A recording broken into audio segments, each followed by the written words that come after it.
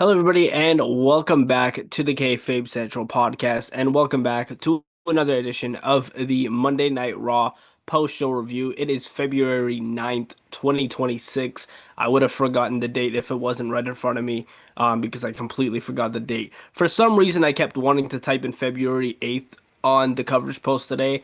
I have no idea why, but it is February 9th, and we just had Monday Night Raw finish and wrap up a little bit earlier than usual. But they've been ending around this time. It's usually like 2.5 hours. So for Monday Night Raw. So I like this time frame for Monday Night Raw. I feel like it's the perfect time frame for your flagship show, and um, it's not 3 hours of SmackDown. It's very close to it, but I think for Monday Night Raw, the 2.5 hours or 2 hours and 20 minutes, whatever the hell it is, it suits Monday Night Raw. Does not suit Friday Night SmackDown. That should be back to 2 hours. But it is not Friday. It is Monday, and we are talking about the flagship show of Monday Night Raw. If you are new here, welcome to the channel. If you are returning, welcome back. You know how this works. I break down all the matches, segments, all that good stuff. I break down here on the podcast. Excuse me. Um, yeah, so I'm gonna be breaking all that stuff down. My mind completely blanked. Guys, I am exhausted today. I have had things going on all day today, from this morning, and then Monday Night Raw tonight. Just it wasn't a bad show, but it wasn't great either. Um, there were a lot of things on here that was just a repeat of last week and weeks prior, and it was just kind of like, okay, this is just to kill time a little bit, and we'll get into the main thing of killing time and what I think that's what they're doing with that. We'll get into that later on in this show. Before we get into the show, though, make sure you guys are subscribed to the channel. If you're not already, hit the notification bell so you're up to date with all the videos, podcasts, and interviews that come to the channel. Check out the Kayfabe Central website. That's where all my coverage posts are, previews, written predictions, articles, all that good stuff. Did I say articles twice? I don't even know. Go check out the Kayfabe Central website. That's where all the good stuff is, as well as the group and community section. And if you want to join up the Kayfabe Central Discord server, feel free to do that as well and build a little bit of a community within the Discord server and make some friends, invite your friends. And if you have no friends, make some friends in the Discord server. It's a perfect world. So join up the Discord server in the link in the description.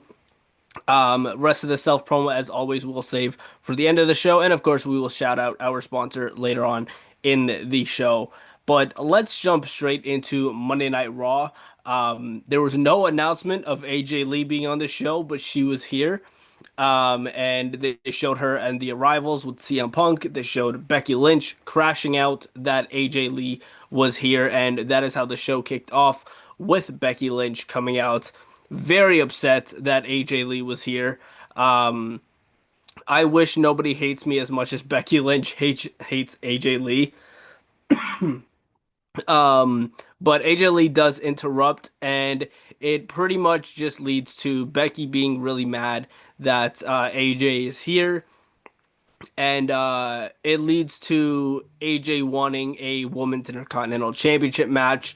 Um, we had a lot of this tonight on Monday Night Raw. We had a lot of this of I'm not gonna fight you unless the title's on the line, and you know what? I guess that's fair. I guess that's fair. Um, but you can't be repeating promos. Like it just felt like repeated promos a couple times tonight, but this was the first of the night. Um, and yeah, Becky Lynch and AJ Lee are set up to have a women's IC title match. They didn't make anything official. Um, and but Becky Lynch did accept because AJ did not want a match unless it was for the title. So that's what kicked off Monday Night Raw. Not much more to break down from that segment. We did have more from these two later on in the show, and we'll get into that. Um, we then had the first match of the night, which was the WWE World Tag Team Championship match. The Usos defeating Alpha Academy, Akira Tozawa, and Otis to retain the tag team titles. Very solid match. Alpha Academy had a great showing here. I always knew that these two can wrestle. They just never were given the time or the TV time. They were always just put on TV as a joke and comedy gimmicks, and they really showed here that they can wrestle. And if anybody knows Akira Tozawa from, 205 Live and,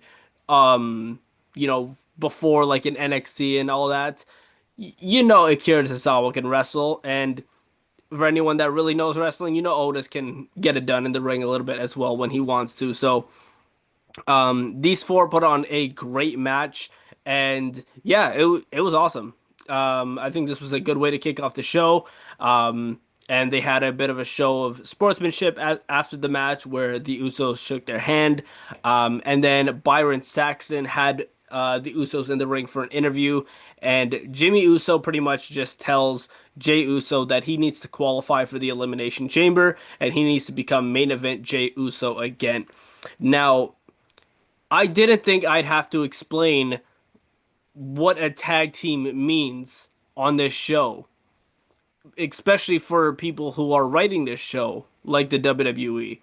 Because why would you why would you want to go after a title when you're currently holding the tag titles? You want to be the best tag team in the world, but you're going after the world title now. Now, I understand they wanted to can figure some way around this because Jimmy Uso is not going to be at TV a lot because of Naomi and dealing with her pregnancy. I said dealing with her pregnancy. That sounds so bad.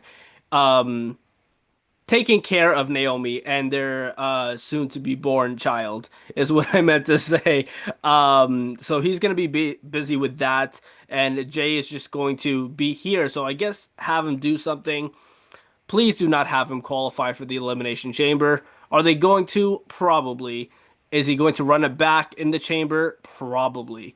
Um, I I am starting to understand. I mean, I was one of the first on the train, but I really understand the Jey Uso negativity online because he can't wrestle. I'm not going to reiterate things I've said multiple times before, but I don't think Jey Uso is a good singles competitor. I think he's best when he's with his brother as the Usos in the tag team division. That's when they work best. When Jay's a single competitor, it's not the same. So, uh, it is what it is. They're still gonna have Jey Uso do singles things or whatever because they've made him the bigger star than his brother in the tag team. Like Jimmy couldn't have even been there. Like it could have just been Jay defending against Alpha Academy by himself, and nobody would have cared because they come out to Jey Uso's music. That is ridiculous. Like you're supposed to be a tag team, and we're coming out to just this guy's music. Music that I'm tired of hearing, by the way. I'm tired of this yeet nonsense. I'm tired of it all. And I maybe I'm just in uh a very grouchy mood tonight, but man, like it's the same stuff. It's the same stuff, and it's getting dry, it's getting played out, and it stopped being entertaining a long time ago, and we just need to stop. I get that it's his gimmick, but sometimes you need a gimmick change. You can't keep the same gimmick forever. Unless you're The Undertaker. The Undertaker didn't even keep the same gimmick forever. So what the hell are we doing here? Like, um, yeah, man, it's just not good. He's not good as a singles competitor, but I do really like the Usos as a tag team, and they showed why they're, in my estimation, one of the greatest tag teams of all time. You can argue with that all you want. I think that they're up there, but I don't think Jey Uso as a singles competitor is anywhere up there on his own. We then had Liv Morgan come out with Dominic Mysterio. Dominic Mysterio got Liv flowers for Valentine's Day this weekend. And as his gift. And then they talk about how they are the greatest Intercontinental Champion and Royal Rumble winner of all time. I love Liv Morgan, but man, she is so good at being annoying. She is so good at it because as much as I love Liv Morgan, man, this girl knows how to break your sound barrier and just give you an absolute headache. Like, She's so good at it, and like it's great. It's great. Liv Morgan is great, but man, she's a little too good at it. A little too good at it. Um, she says Stephanie Vaquer and Jade Cargill are scared of her because they know they'll lose to her. Stephanie Vaquer then interrupts, and probably the most entertaining segment of the night here, where Vaquer and Dominic Mysterio get into an exchange back and forth in Spanish, and obviously Liv Morgan doesn't know Spanish, or at least in wrestling, I don't know if she knows Spanish in real life, but she doesn't know Spanish here. So Dominic and Vaquer are talking to each other in Spanish, and Liv is trying to figure out what they're saying, and she's asking Dom, she's asking Vaquer. And then Vaquer translates something for her, and then just calls her a bitch. Sponsors, it was part of the segment. I didn't just cuss because I wanted to. That'll be later, but it was part of the segment. Um, yeah, so Stephanie calls her a bitch, and Stephanie says she hopes Liv picks her for WrestleMania so she can beat her ass at WrestleMania. And then Liv calls Stephanie puta because everybody knows that one. And then Vaquer slaps Dominic Mysterio. So there was a lot happening in here, but it was fairly entertaining. It was kind of funny. Um, Liv is more than likely going to pick Vaquer for WrestleMania. I can't see a world in where she picks Jade Cargill. I don't know why we're waiting so long to have her make the decision. We all know it's going to be Vaquer anyway, so I really don't know why we're waiting this long. But yeah, that's what happened with Liv and Vaquer. We had something, later with Liv. I'm not gonna go all over the place tonight. I'm just gonna go in order of how the show happened. Um, so next we had the Women's Elimination Chamber qualifying triple threat match between Rhea Ripley, Ivy Nile, and Lyra Valkyria. Man, I had my hopes up for this match. I really did have my hopes up, and it's unfortunate because I know how hard these three women work. I know how hard Rhea Ripley has worked her whole career. Ivy Nile is a workhorse, and I've gained so much more respect for Lyra Valkyria after watching WWE Unreal. She's just seems like the sweetest person on planet Earth. Um, but this was bad. There was a lot of botches in this match. There were a lot of miscommunications. There was one point in time where Rhea had Lyra in an electric chair position, and Ivy was on the top rope. She was meant to do something. I guess Rhea was supposed to turn around, and Ivy was supposed to hit Lyra off her shoulders. Instead, Rhea drops Lyra, and Ivy Nile dives onto absolutely nobody and then goes to do whatever with Rhea and Lyra. So there was a lot of miscommunications happening in here. And again, I'm not bashing on anybody. So nobody, take this out of context on Twitter and, put words into my mouth because a lot of you have done that. Not a lot of you, some of you have a tendency of doing that when I post clips. I'm not saying these women aren't talented. It was just this match just was not their night. It was not their night. And again, I know how hard all three of these women work, but it just wasn't that good of a match. Not as good as I was expecting it to be. We then went backstage with Dominic Mysterio. We were in the Judgment Day clubhouse. Dom and Liv are doing their thing. Raquel is there, kind of just standing there. Like Raquel didn't really have much to say in this segment. It was mainly about Dominic Mysterio going up to Finn Balor and saying the window to challenge CM Punk may have closed because everybody's talking about CM Punk versus Roman Reigns at WrestleMania. Finn says he's tired of being the afterthought. He's tired of being overlooked. And he questions Dom's loyalty. He questions, like, I thought we were family. Um, and then Finn storms out. That took us to the next segment where Michael Cole came out for his interview with CM Punk. Man, I am breezing through this show. We're only 14 minutes in. This is going to be a very short post show, guys. A very short one. I'm just breezing through this show. Um, But Michael Cole comes out for an interview with CM Punk, but Finn Balor interrupts. And Balor says he knows CM Punk is hurt because he's the one who hurt him. He also says he's not going to let Roman Reigns take advantage. Finn remembers a couple years back when he faced Roman Reigns and the top rope collapsed, which holy hell did I forget about. Completely forgot that even happened. But it did. The top rope collapsed and Roman took advantage of that. So Finn brings that up. And he's asking for a world title match again against CM Punk. Adam Pearce comes out and says, with security, and says that match is not going to happen. He's not going to put the WrestleMania main event in jeopardy, which, by the way, according to some reports, Punk versus Roman is supposed to be the main event of night two of WrestleMania. So Pierce doesn't want to put that in jeopardy. And then CM Punk then comes out, chases Finn Balor. Finn Balor goes out to the announce table. Security's trying to break them up. CM Punk says Finn doesn't deserve a title shot. He deserves to get his ass beat. Um, there's a lot of people threatening to beat people's asses tonight. I feel like that's a that's a thing. Maybe that's just wrestling. That's just wrestling in general. Every single show, I'm gonna beat your ass. Um, and then Finn wants to fight, but he wants to fight for the World Heavyweight Championship. And again, he says, "I'm not gonna fight you unless it's for the world title." And Punk says, "You know what? We'll do it anywhere, anytime, any place." They tease it being in Cleveland, which they should not have done. They should not have teased that they were going to do this match tonight because Cleveland was not happy when Adam Pearce announced that this match is taking place in the Elimination Chamber. Cleveland wanted this match, so they should not have teased that before. But I guess it's just a wrestling thing. Like, they're like, "Oh, we're gonna get this match tonight."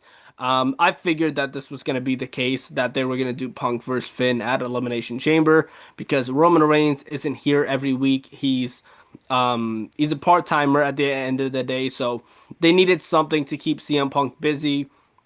They might as well have continued this Finn Balor thing. Is Finn Balor gonna win the title? Absolutely not. What are they gonna do? Add Finn Balor triple threat match at WrestleMania to Punk and Roman? They're not gonna do that. Punk and Roman alone is a marquee matchup, and they're gonna want that as their WrestleMania main event. So Punk is just gonna win at the Elimination Chamber more than likely. Like I am 99% sure CM Punk retains. Because there's always that 1% chance that WWE is like, ha, psych, we're gonna pull a plot twist right here. But I don't think that's gonna be the case. And um, you know, WWE letting Finn Balor win something big, that doesn't usually happen nowadays. Um,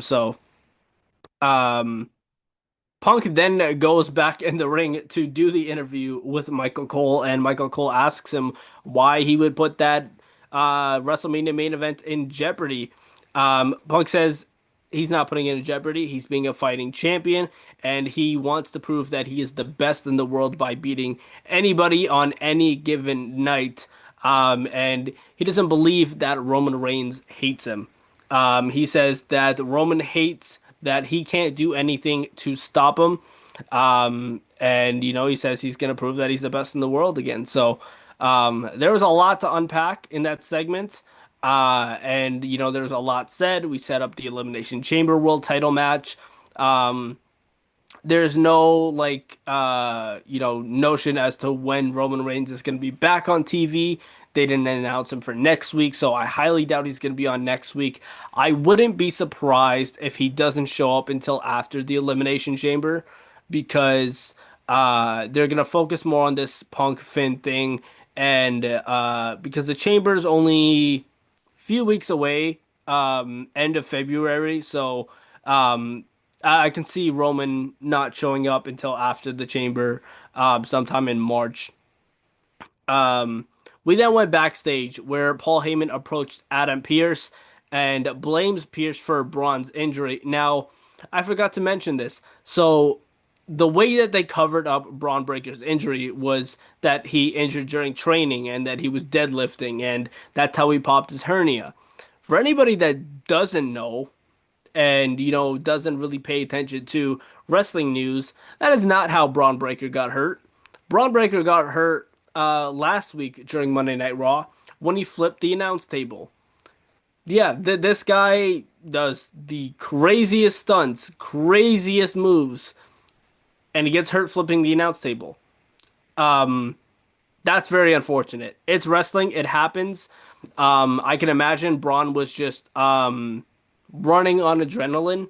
So it happens. I wish Braun Breaker a speedy recovery. That really, really sucks, man, because he is going to require surgery and he more than likely might miss WrestleMania, which, man, that's very unfortunate because no matter what it was, they were going to give him something big. They were going to give him a big spotlight at WrestleMania. And I'm not worried for when he comes back. I think they'll put him in a very pivotal spot when he comes back, but I don't know when that's gonna be. I don't know how long it takes to recover from a hernia surgery. Um, so I don't know. We haven't been given a time frame or anything as to when his recovery is going to be, when he's getting the surgery, or if he's gotten the surgery already. Um, but that really, really sucks, man. So, and I came off very judgmental, by the way, not by any means judging Braun Breaker for injuring himself flipping the desk. I'm judging the WWE for coming up with such a crappy cover up. Like we know, like we live in a world where media is a thing, and somebody's gonna find out the true information, and they found it out real quick that it was during that segment where he flipped the announce table. But no, we're gonna say that he was deadlifting and he injured himself. But praise for a speedy recovery for Braun Breaker, man. One of my favorites on the roster. He's gone down. Really unfortunate. Um, then we went to Natty versus Maxine Dupree. Um,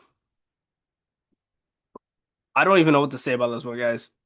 I don't know what we're doing anymore. I really don't.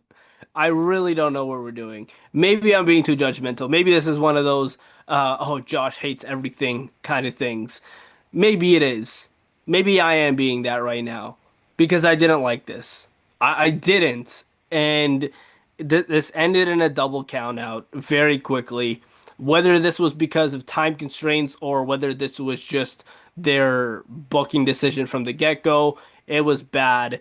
Natty put Maxine in a sharpshooter on top of the announce table. AJ Lee comes out to make the save, sends Natty running, but Becky Lynch attacks AJ Lee, throws into the ring post. So any wrestling fan knows, okay, here comes a tag team match with Natty and Becky Lynch versus Becky and AJ. Versus Natty and Becky versus AJ and Maxine Dupree is what I'm trying to say. It's so confusing. My brain can't even process it right now. It is 11 o'clock at night. I do this every single Monday, and it's like, man, what are we doing? What are we doing? Um, but yeah, that's probably gonna be an elimination chamber match, and then God knows what they do with Natty and Maxine. AJ and Becky are gonna have their WrestleMania match. They're not gonna do that at the chamber.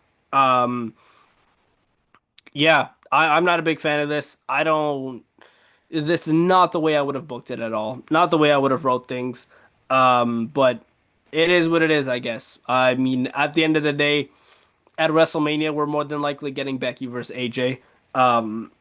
What I hope they don't do is they do a match at Elimination Chamber between Becky and AJ for the Women's IC title, and it ends in some sort of shenanigans with Becky Lynch retaining.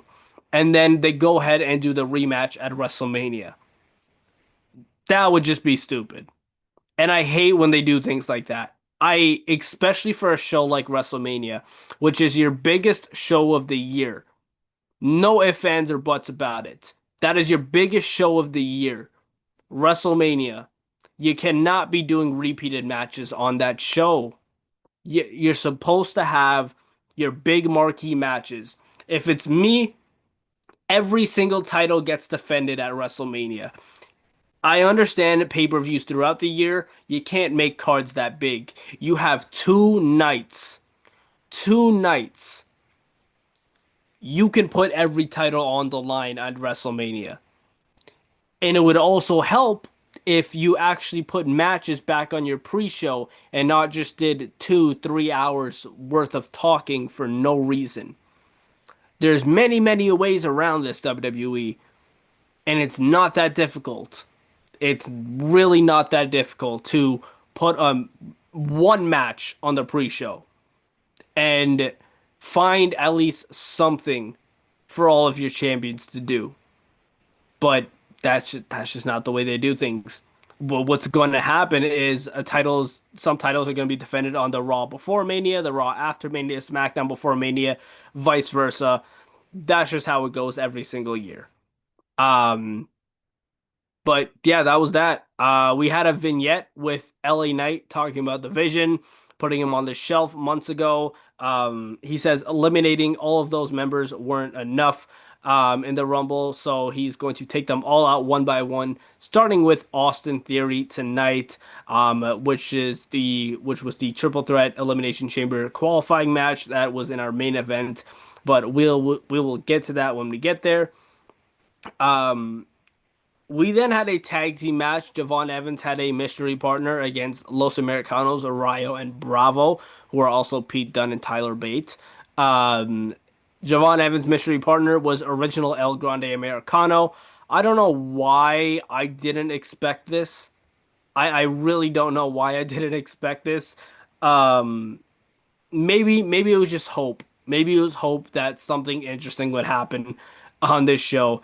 But this was a good match. This was a good match. I'm not going to take away from these guys. They put on a show. Javon Evans, and I can't remember if it was Ryo or Bravo, but hits a cutter mid-air.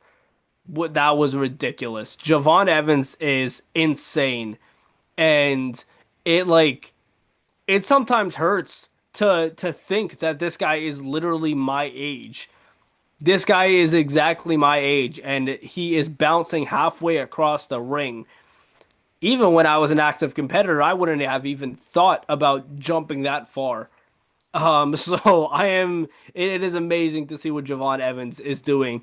And he is just a phenomenal talent, and he's got the brightest future ahead of him.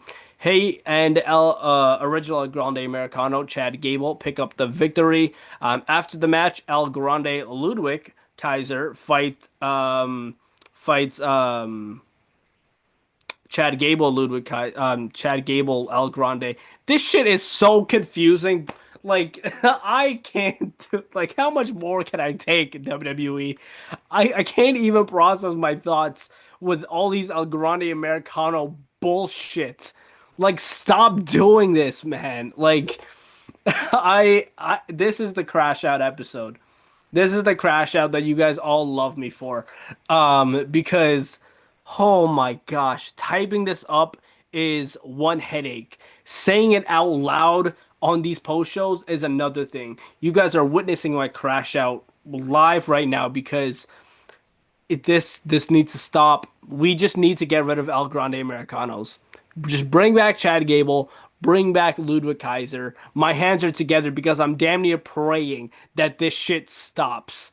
I'm sorry for all the cursing sponsor. I'm sorry for anybody that does care about the cursing, but oh my goodness, man. Like I can't do this. They get into a brawl after the match. It's a Monday Night Raw episode. You know what happens. Let's go to the next segment that I really liked that happened during commercial break, which was Bailey and Lyra Valkyria with Vic Joseph. Bailey cuts a phenomenal promo. Um, and this just goes to show how good Bailey is. And if I'm WWE, you got to do anything you can to hold on to her because she is gone after her contract is up. She is going to AEW. I don't think that big. I think she's gonna go, but she cuts a phenomenal promo here. I'm starting to see a little bit of heel tendencies from Lyra and Bailey here, specifically Lyra, because making fun of Vic Joseph a little bit. But yeah, we'll see where that takes us. But I wanted to shout that out. Usually I don't shout out the commercial break stuff. Um, but I've that was a really good promo. I wanted to note down. Byron Saxton was backstage with Gunther, who says his WrestleMania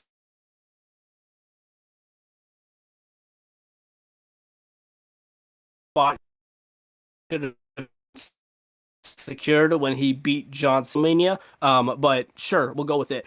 He does have an Elimination Chamber qualifying match next week, though. I can't remember who they said he's facing next week, or who his opponents are, or anything like that. Um, but I am. Am I frozen? Am I good? I think I'm okay. Yeah, I think we're okay. No, I froze a little bit for a second on my screen here. Um, but yeah, Gunther has a qualifying match next week, and he says he's going to qualify for the Chamber and go to WrestleMania. The whole shebang, the whatever. It's typical promo leading into the Elimination Chamber from Gunther here. Um, we then went to the main event of the evening, the men's Elimination Chamber qualifying match, which was LA Knight, Austin Theory, and Penta. There's a lot to unpack here. So great match, great match. All three of these guys showed out. I think this was a phenomenal match. There was some very good transitions into moves, some big spots that happened in this match. This was cool. The Vision get involved, even though Adam Pearce told them not to earlier in the night. They were escorted to the back, but then the Masked Man comes back. We didn't see him last week, but he's here, and he attacks Austin Theory, delivers the super kick and the curb stomp. The Vision come back to chase the Masked Man through the crowd, but he runs away. That allows LA to hit the BFT to the match in advance. Um, be asking who he is. I'm going to look at the camera when I say I don't care because we literally just did this storyline. We literally did a math person storyline, and I don't care to see it again. I really don't. Um, I don't know who it could be. I really don't.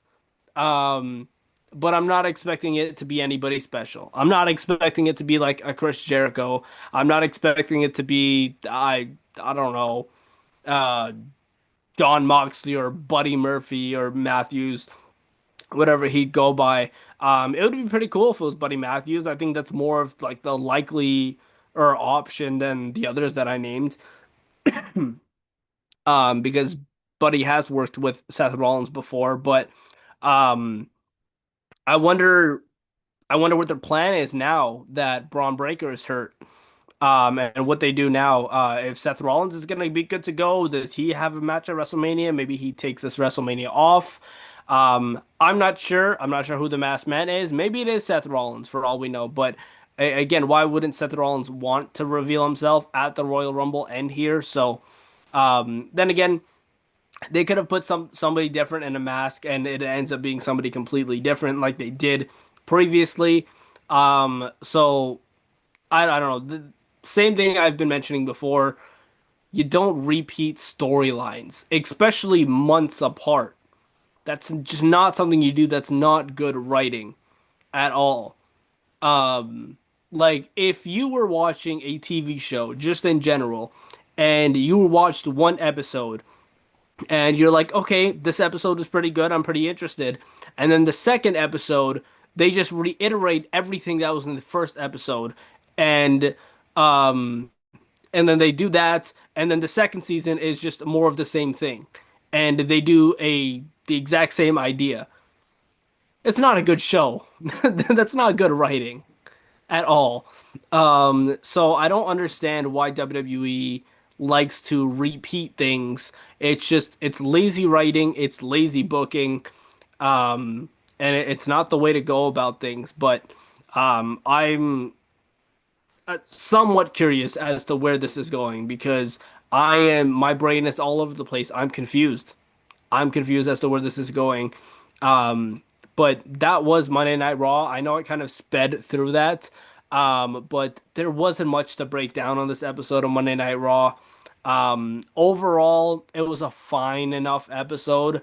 Um, Definitely not the best one. If you missed this episode, you're better off just going on YouTube or TikTok and seeing the highlights that you missed, and you'll be perfectly fine. There's no need to watch this full show back. Um, yeah, it was not the greatest episode of Monday Night Raw. I will put it that way, and that is my way of putting it kindly and not being, my typical hating self. Um, but it was fine. As always, I always want to know what you guys have to say and what your thoughts are. So if you are in the live chat, make sure you drop your thoughts in the live chat, or if you're listening to this after the fact, feel free to drop your comments down below and let me know your thoughts, whether you agree or disagree. I will be back on Wednesday for the AEW Dynamite post-show review. So make sure you guys stay tuned for that. There is AEW Grand Slam Australia this Saturday, but I don't think we're gonna be doing a predictions podcast for that. If we do, then we do. But as of right now, it's not something I have planned. I am also not going to be doing live coverage for Grand Slam Australia. I will not be around to do that, so that is something I am going to watch the next day. And maybe I'll go over it on the Kayfabe recap or something else I haven't done in a few weeks. But I will figure that out when we get there.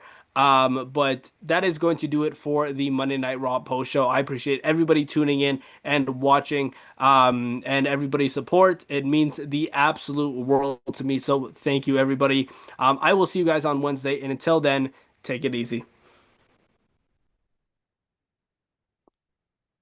I forgot to fucking sponsor, bro.